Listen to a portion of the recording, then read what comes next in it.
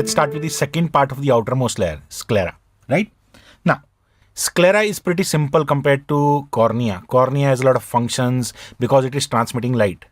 What we know about sclera already, everybody? We know about sclera that sclera is the posterior part of the outermost layer, covers the posterior 5/6, everybody. Yes, we saw that it was covering a large part. Also, we know that it is white in color, or I can say it is opaque. Now, the question you should be asking me or yourself is, why was the cornea transparent? We had discussed the corneal transparency factors. One of the major factors in that was that the collagen fibers that were there were spaced out in a way that light was able to pass through. Yes? Here, the collagen fibers have an irregular thickening or bundling, everybody. Due to that, light is not able to pass, and that is why my sclera appears opaque, right? Done. Now, sclera thickness varies, everybody. It is not constant. Almost every part the thickness varies, everybody. Yes. So in sclera, they keep on asking you the question, where is the sclera thickest or where is the sclera thinnest? First of all, please remember that sclera is neither the thickest nor the thinnest at limbus. Okay. It is 0.83 millimeter, which is just an in-between figure. So where is the sclera thickest and where is the sclera thinnest? Two questions, everybody. So what is this? I hope you understand through the anatomy by now that this is the optic nerve. So we say around the optic nerve, the sclera which will be present around the optic nerve, it is the thickest. The thickness is almost 1 millimeter. So where is my sclera thickest if you are asking me? I am saying around optic nerve. All right. Where is my sclera thinnest? Now you see another arrow which has been made here. What is this brown colored structure we have tried to show? If you remember the 3D model, everybody, we had said on sclera, because it is the outermost part, extraocular muscles are getting inserted. So that means this has been shown as an extraocular muscle getting inserted onto the sclera. Where is the sclera thinnest? A lot of people say at the insertion of extraocular muscle. That is wrong. We are not saying at the insertion. So if you say where is the sclera thinnest, it is approximately 0.3 mm. I will say the sclera is thinnest. See the word I am writing in capitals, posterior to insertion of recti. Recti are extraocular muscles, everybody. Yes, superior rectus, inferior rectus, lateral rectus, and medial rectus. So these are the two questions through this diagram, or otherwise also I hope you will be able to remember them very easily. Moving on, everybody. Just like there are layers in the cornea, there are layers in the sclera. So how many layers are there in sclera, everybody? We say there are only 3 layers in the sclera. The first layer, everybody, is called as episclera.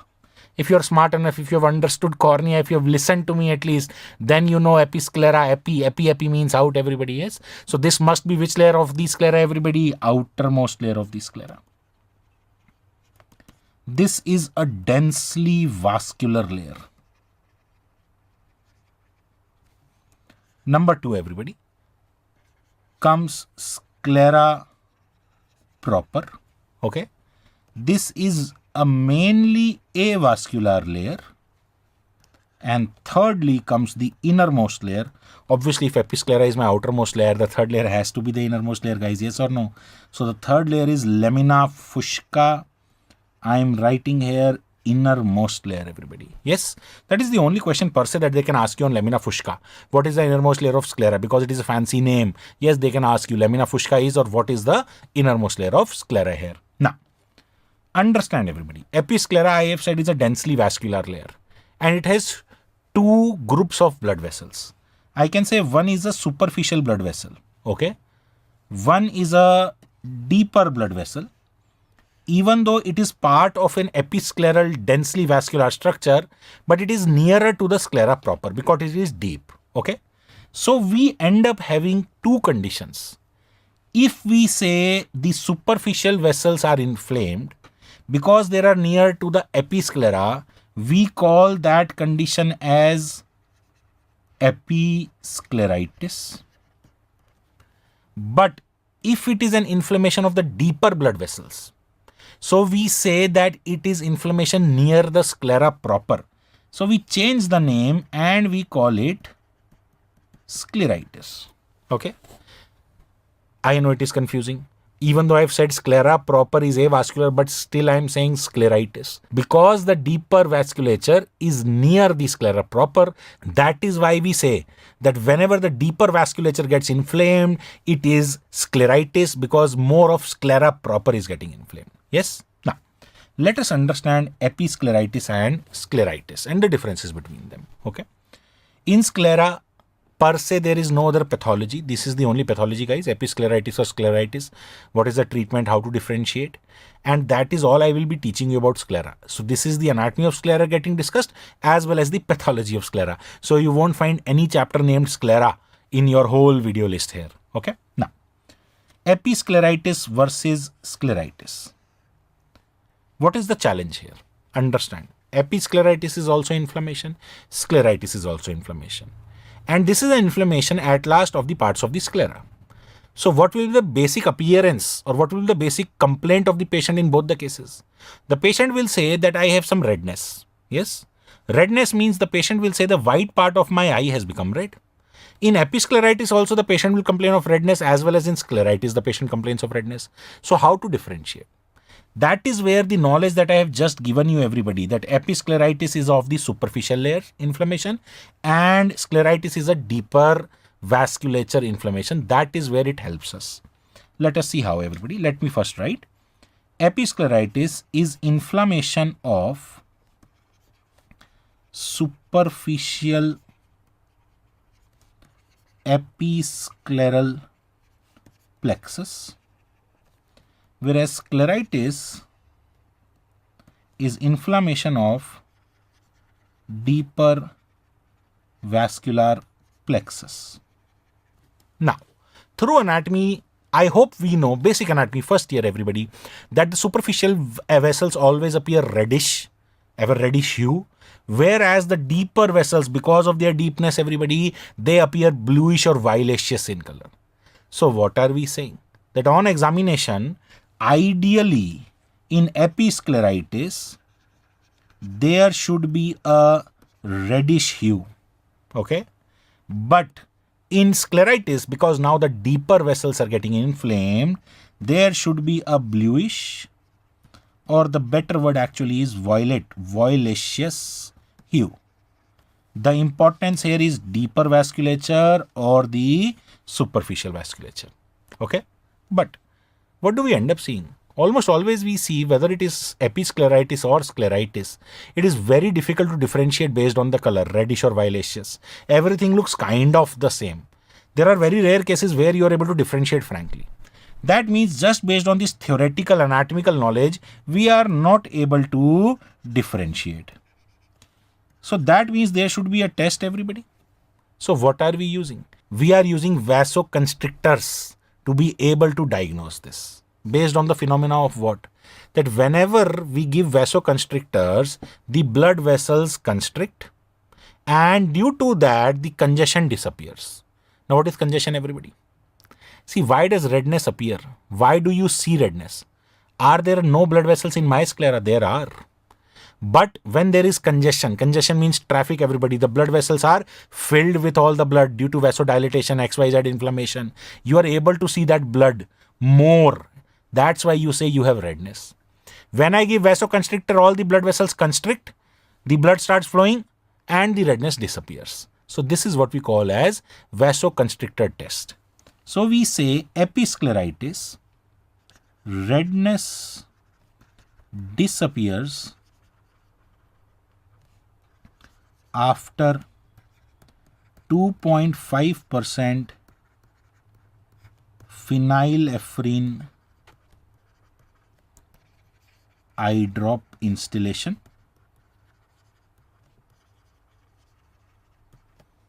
and we call it as blanching. Whereas because it is a deeper plexus, everybody, in scleritis which is inflamed, and vasoconstrictors is going to only act on the superficial surface, superficial blood vessels. In this case, we say there is no blanching. That means the redness does not disappear. The redness or the violaceous nature does not disappear. Okay? So if you are confused based on the color whether it is episcleritis or scleritis, you just simply use 2.5% phenylephrine eye drops. If the redness disappears, that means there is blanching, everybody. That means you are confirmed it is the case of episcleritis. But if it does not disappear, that means it has to be a case of scleritis. There is another clue which can help us differentiate between scleritis and episcleritis, everybody. In episcleritis, the patient does not have any tenderness whatsoever. But here, slight pain or tenderness is common. Or I am saying is present. Okay? Are we clear about this? Lastly, the question that comes into my mind is whether I have been able to differentiate based on the color or based on the phenylephrine vasoconstrictor test. At last, it is inflammation. So for inflammation, I will have to give either steroids or NSAIDs. In both the cases, episcleritis as well as scleritis. Why am I trying to differentiate between both these conditions? Both these conditions are inflammation at last of the sclera presenting in the same way, blah, blah, blah. Yes, we are trying to differentiate between both these conditions because this is usually idiopathic episcleritis, whereas scleritis is commonly found to be associated with diseases such as rheumatoid arthritis. So we know that if we are seeing a case of scleritis, we may actually be looking at a sign of impending rheumatoid arthritic changes which develop in the patient's body, everybody. That is why it becomes important to be able to differentiate between a case of episcleritis and scleritis. Now, let us see the images and let us try to answer. Very easy to answer if you have understood, everybody. So we have two images, image 1 on the left side of the screen and image 2 on the right side of the screen. Can you tell me what is image 1, episcleritis or scleritis, everybody? It is frank red, everybody. Yes, I know it is episcleritis. But if I see the right image, everybody, image number 2, I see there is some bluishness occurring or bluishness skin. That means I must be looking at a case of scleritis. But as I explained to you previously, everybody, this is very rare to see such easy cases of scleritis and episcleritis getting differentiated. But I hope if you are asked in an image, these are the kind of images that you will get and not only red color. And based on that, you will not be able to differentiate between episcleritis and scleritis. Okay. Moving further here, everybody, scleritis can present in various forms. So episcleritis we are done with. So we said types of scleritis. Types of scleritis can be A, anterior non-necrotizing. Second, anterior necrotizing. Necrosis is also occurring. Now this anterior necrotizing is the more worrying part. Anterior necrotizing can be divided into two parts. With inflammatory change is visible, with inflammation. Or we say that actually there is scleritis occurring, but you don't see any inflammatory changes. This is what is difficult to diagnose. This is known as scleromalacia perforans or perforans.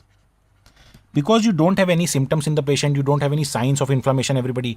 That is why the diagnosis is typically late. Yes, you have a completely white eye, if I say. There is no redness, no bluishness, everybody. And it straight away leads to perforation of the sclera because of the continuous inflammatory changes which are not seen, but which are leading to thinning of the sclera. Yes, there is no vision affected, nothing. But at last, the problem will be sclera can be perforated. With inflammation, everybody, these cases are easy to diagnose.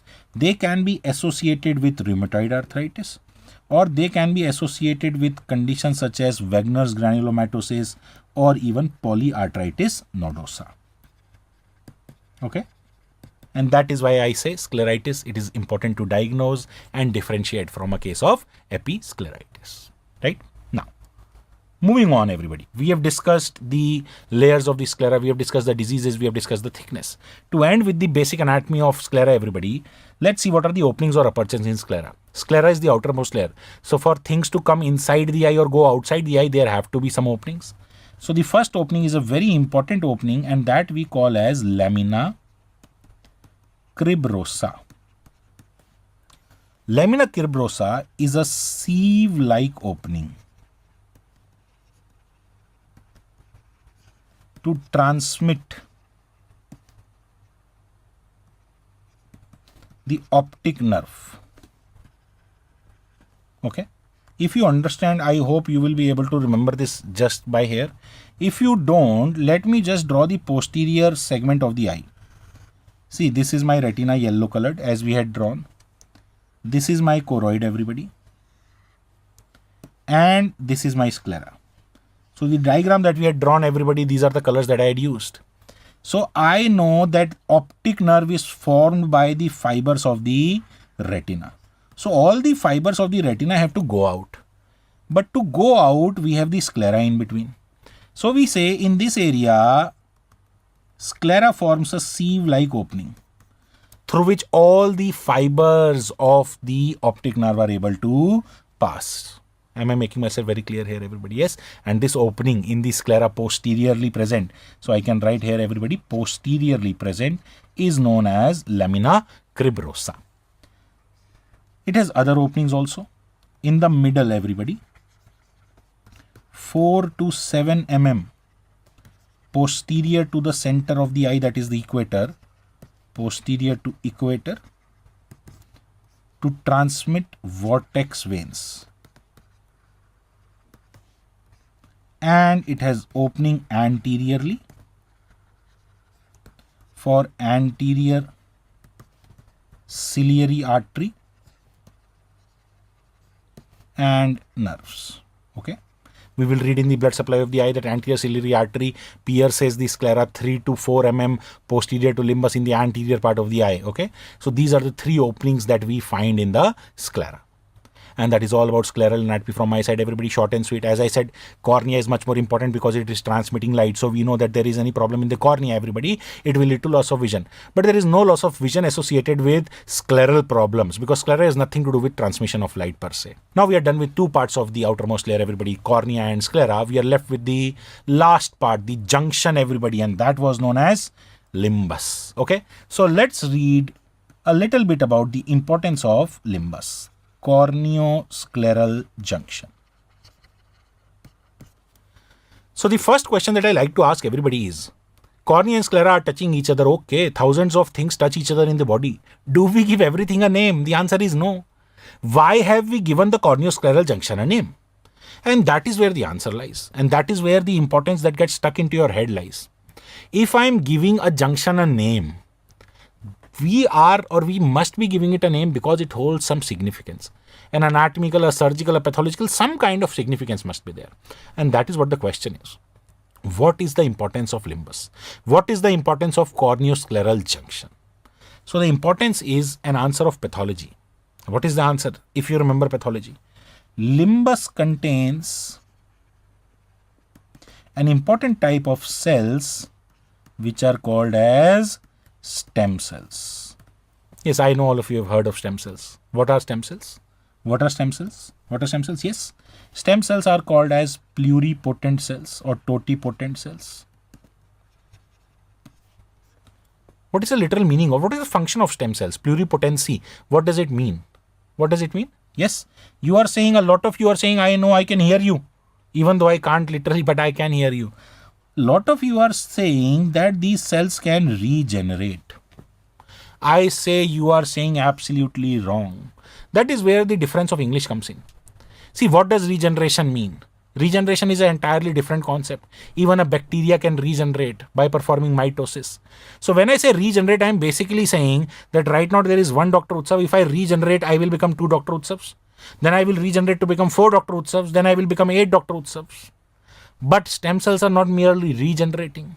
They are, yes, that is the word, if you understand, ability to differentiate.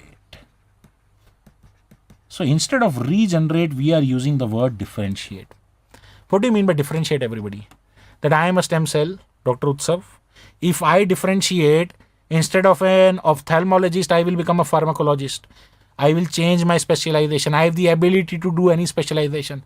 So Dr. Utsav differentiates to Dr. Ranjan, differentiates to Dr. Sakshi, differentiates to Dr. anybody. Okay. So basically I can become anybody. I can become Dr. Rohan. I can become Dr. Ela. I can become anybody. I hope you understand what we are trying to say here. Yes. So what is the importance of stem cells in the eye? Let's say I have trauma. I have trauma to my cornea. Some corneal aberration, some corneal defect. How does the cornea repair? So stem cells from the limbus will migrate to the cornea and they will differentiate into corneal cells, everybody. And thus I will have healing. Similar can be said about sclera. So they are helping us because of the ability to differentiate, not regenerate. I hope you get the concept in your heads. Yes? Now, where are the stem cells located? Now questions on stem cells, everybody. So where are the stem cells located? So we say the location is epithelium in specialized areas which are known as palisades of Vogt. So in the epithelium at the limbus, in specialized areas, palisades where there is stacking of cells, everybody. Palisade means stacking, palisades of Vogt. Now, the next question that the examiners have asked previously is, what is the specific marker of limbal stem cells? This question has actually been asked twice in your AIIMS examinations previously. Specific marker of limbal stem cells, that if you want to find out where are limbal stem cells located, everybody, what is the specific marker which only will find out the limbal stem cells? The answer is ABCG2. Okay. But there can be another question, everybody, pathology question. What is the universal marker of stem cells? I hope you understand the difference between the two questions which I have asked here. Specific marker for only the limbal stem cells, but stem cells can be present at a lot of other places in the body. So what is a universal marker which you can use everywhere to find out the stem cells, everybody? The answer is cluster differentiation factor 34. I know a lot of you know this through pathology, everybody. Yes? Done? Are we clear about this? Now, one last important question which I think may be asked on limbus to you is, can you tell me a limbal stem cell deficiency disorder? If there is deficiency of limbal stem cells, what kind of pathology can it lead to? It is a very common name. It is something which you have all of read, all of you have answered daily in your vivas, but you don't know this concept. You don't know this fact, I will rather say. The answer is, yes, I know you may be slightly amazed at hearing the answer, the innocuous pterygium, everybody. We have read in our books that pterygium is due to UV exposure, heat, blah, blah, blah. All those are risk factors, yes. But at last, the pathologic basis of pterygium is deficiency of limbal stem cells, which leads to overgrowth of conjunctiva over the cornea. If you don't know what is pterygium, please, obviously it is discussed in detail in the conjunctiva video lecture, everybody, right? And that's all about limbus from my side. That's all about the outermost layer of the eye, the three parts, the cornea, sclera and limbus in detail. Lots of questions are asked from it. There are concepts in it. There are importances of it. And we use these concepts and importances to be able to build on our knowledge, to be able to solve pathological questions, as we have actually already seen in sclera, how we have used the basic anatomy and the basic pharmacology to be able to differentiate between episcleritis and scleritis. After we have finished the outer layer, before I move on to the middle layer, using the anatomy of the sclera and other things that I have taught you, I will be discussing a very important topic here. That will be routes of ocular drug administration.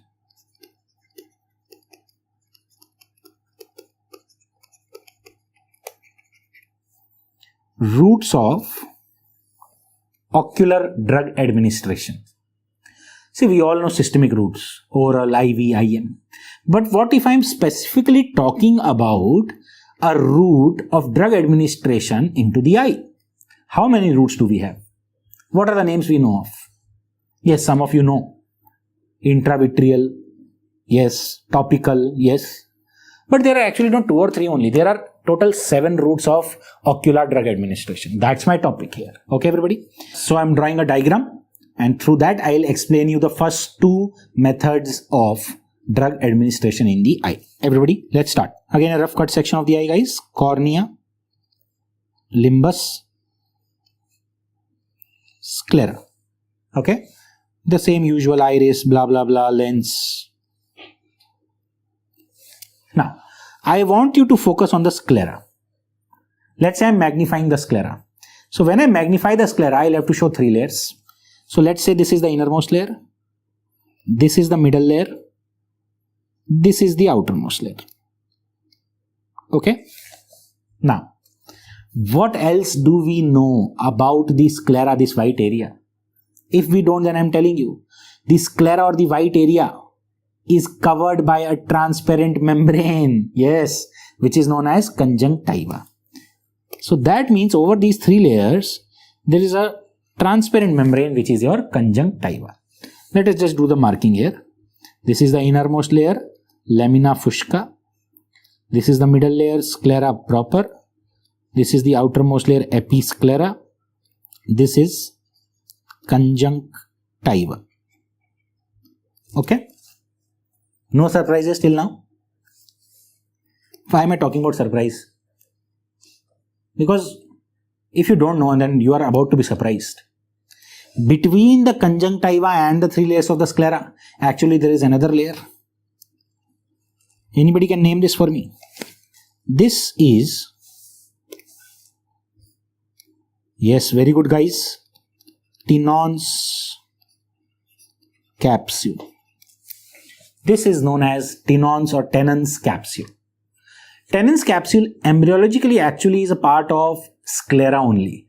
It gets thickened up, it gets calcified, and it forms a capsule layer. Okay, so we start considering it a new layer. Now, based on this organization, everybody, of the sclera, tenons, and conjunctiva, I'll explain you 2 routes of drug administration. Let's say I have a injection in my hand, and I'm injecting the drug here. Okay, everybody? Very clearly evident, clearly visible. Where am I injecting the drug in this case? I am below the conjunctiva, but I am above the tenons. Yes? So I'm not piercing the tenons capsule. So obviously this should be called as subconjunctival route. Below the conjunctiva, subconjunctival, nothing fancy here, guys. No confusion here. But guys, if I take another injection and I pierce here, everybody, now I have injected the drug in this area. Now where have I injected? I pierced the conjunctiva, yes, but I have also pierced the tenon capsule. Yes, so I am not subconjunctival now, I am subtenon now. So this is my second route of drug administration. What is this known as? You're saying subtenon? Yes, okay, I am injecting it subtenon, but what is the name of the route? If you have not heard of it, this is called as parabulbar route. Please focus on the name parabulbar, not peribulbar. Parabulbar route of drug injection. We inject the drug in subtenon space.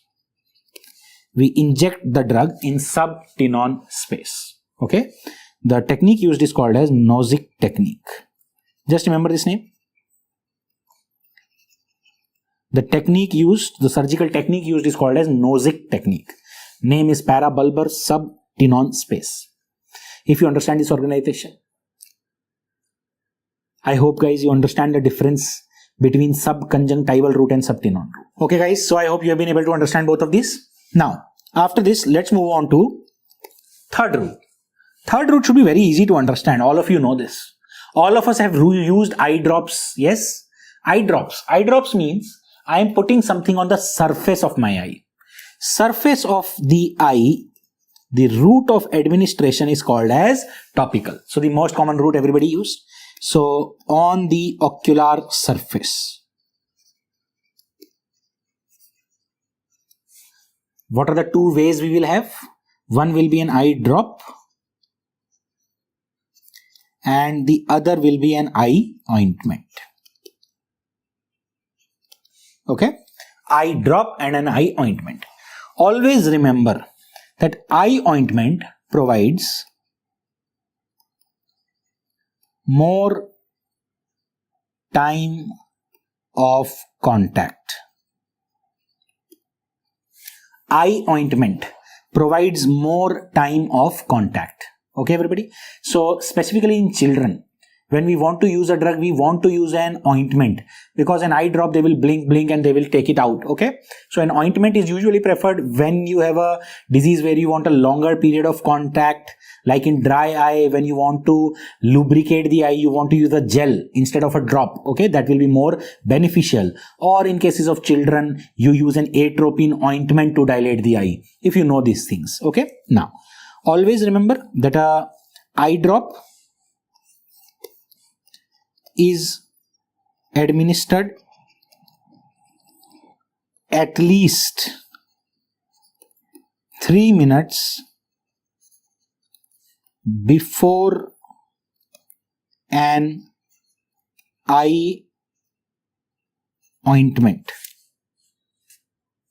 An eye drop should always be administered at least 3 minutes before an eye ointment if both have been prescribed to a patient. Okay?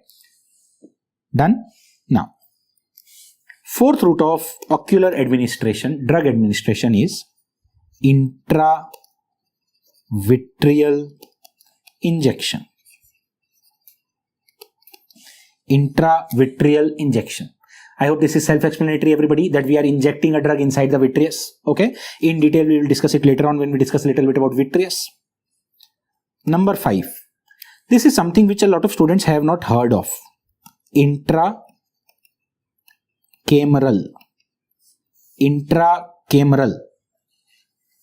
What is intracameral, guys? Intracameral. Intracameral is actually direct injection inside the anterior chamber in the aqueous.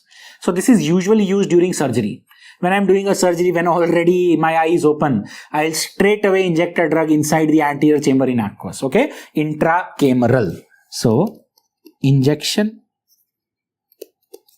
in anterior chamber. I do hope that we know what is anterior chamber. If we don't, then I'll be coming to it in a little while, guys. Okay? Injection in anterior chamber. Now, number 6, number 7.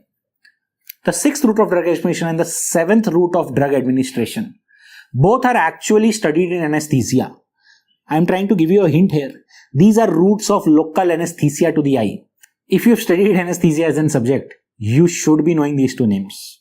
What are these names? Jog your memory. Yes. Peribulbar and retrobulbar.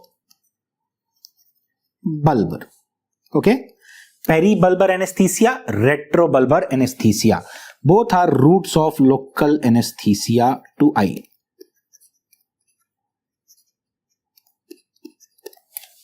Okay? Now the basic fundamental here is, what is the difference between peribulbar and retrobulbar? Both are anesthesia. What is the difference between both? That is what we'll be understanding in the next 5 minutes here, everybody. Okay? So again, I'll be using a diagram. I'll be drawing a diagram, guys. Please follow and let's try to understand the difference between peribulbar and retrobulbar.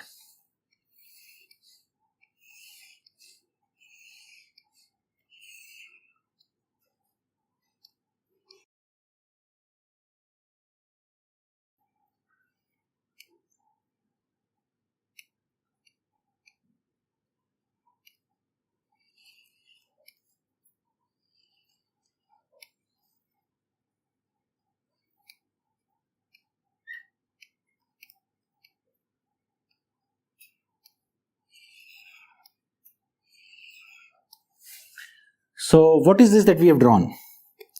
So everybody, this, which I am now drawing again with bold lines, This is showing you a cut section of the orbit.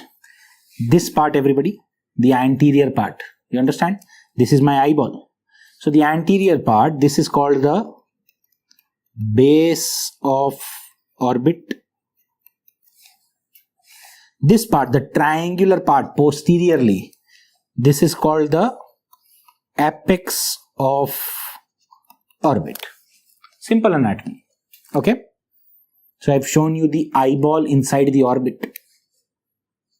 This is the optic nerve, everybody, which you can see in my pointer here. Yes. Now, this is called the medial wall of orbit, MW. This will be called the lateral wall of the orbit. So just saying LW. Okay. Before I go on to peribulbar and retrobulbar, two very simple questions. They will ask you what is the angle between both medial walls. So as you can see, both the medial walls are parallel to each other. Yes. So the angle will be both medial wall parallel to each other. 0 degree. Okay. Then if they ask you the same question, this is my medial wall, this is my lateral wall. Even through your naked eyes, you can see that this angle is somewhere around 45 degree. Similarly, the other orbit will also be 45 degree. So this total angle becomes what, everybody? This total angle becomes 45 plus 45, 90, right angle. So the angle between both lateral wall is equal to 90 degree. Am I clear this? No confusion? Okay guys, if we have noted this much down, if we have been able to understand this much, then everybody, I'll ask you to focus at the apex of the orbit. At the apex of the orbit, we have a common tendinous ring. First year anatomy, everybody. A common tendinous ring. This common tendinous ring is called as, think about it. Yes, very good guys. Annulus of Zinn. Annulus of Zinn, common tendinous ring. What is the significance of annulus of Zinn? Annulus of Zinn is the origin of the extraocular muscles, all the recti as well as the superior oblique. Yes, all the extraocular muscles apart from the inferior oblique take origin from annulus of Zinn. Yes, so this is the part where my muscles will take origin from. So let's say I'm drawing the muscles here. This I have drawn on the medial side. So presume this is your medial rectus. This I am now drawing on the lateral side. So this becomes your lateral rectus. This I am trying to draw a superior muscle, superior rectus.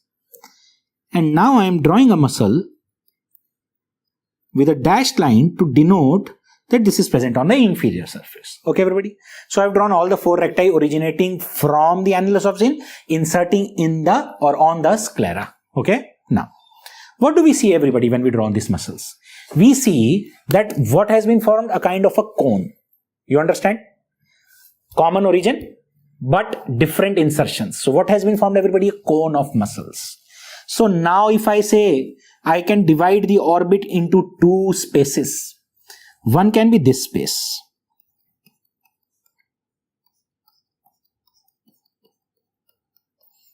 Okay.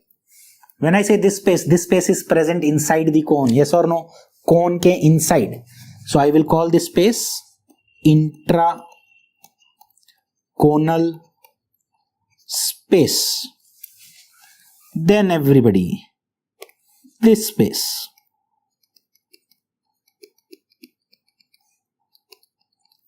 On the other side also.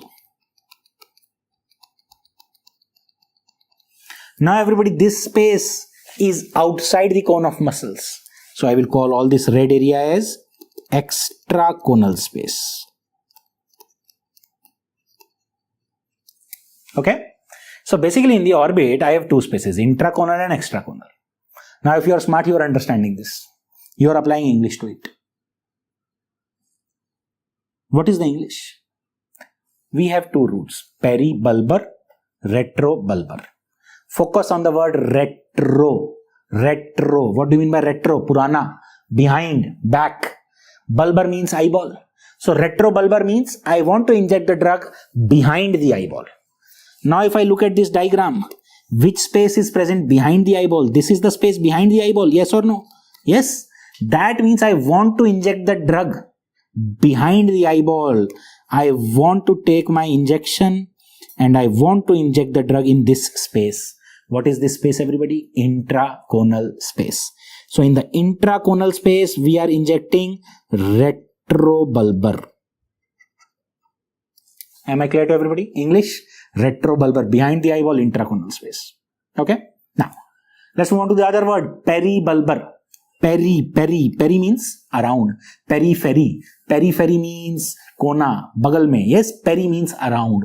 So peri means now I'm not injecting the drug behind the eyeball. I'm injecting the drug around the eyeball, on the side of the eyeball. So when I'm injecting it on the side of the eyeball, I'm simply going here and injecting it in the red area around the eyeball. Yes. So extraconal space is for peribulbar injection. Okay, I hope you understand it. I hope there is no confusion to anybody about this. What is the difference between peribulbar and retrobulbar? Peribulbar in the extraconal space around the eyeball. Retrobulbar behind the eyeball in the intraconal space. So that's your little bit of anatomy of orbit, and through that your correlation of anesthesia, local roots, peribulbar and retrobulbar. Do complete it, everybody. You write it if you are lagging behind. Important part here is to understand, guys. You can always pause the video. You can always take time to draw it. But focus on understanding a topic. Okay? So I'm just writing the stuff that I've just said and completing the notes. Peribulbar. Peribulbar means around the eyeball. Injection in extraconal space. Retrobulbar, behind eyeball. Injection in intraconal space. Okay? So, I hope your pharmacology knowledge about the eye has been extended a little, everybody. So these are our 7 routes of ocular drug administration, usually skipped as part of pharmacology. There we are more interested about the systemic routes, guys. But please do remember, for eye, these are very important. These are a great tool to have in a kitty as a clinician to be able to treat a lot of diseases, guys. Right? Done. So that's about our routes of drug administration using the anatomy of the outermost layer that we have done already. This is a video on the technique of the peribulbar block. The most important thing is to choose the correct site of injection, which is usually through the lower lid at the junction of the middle 1/3 and the lateral 1/3, as can be seen in the video. Now, to give the peribulbar block, the lower lid is pulled down and a 24 or a 25 gauge needle is inserted through the lower lid along the floor of the orbit, taking care not to pierce the eyeball. For confirmation, aspiration is done in order to rule out any vessel which may have been punctured. And finally, 5 ml of the anesthetic mixture is injected slowly into the peribulbar space. Post the injection, compression is done of the eye to control the rise of intraocular pressure.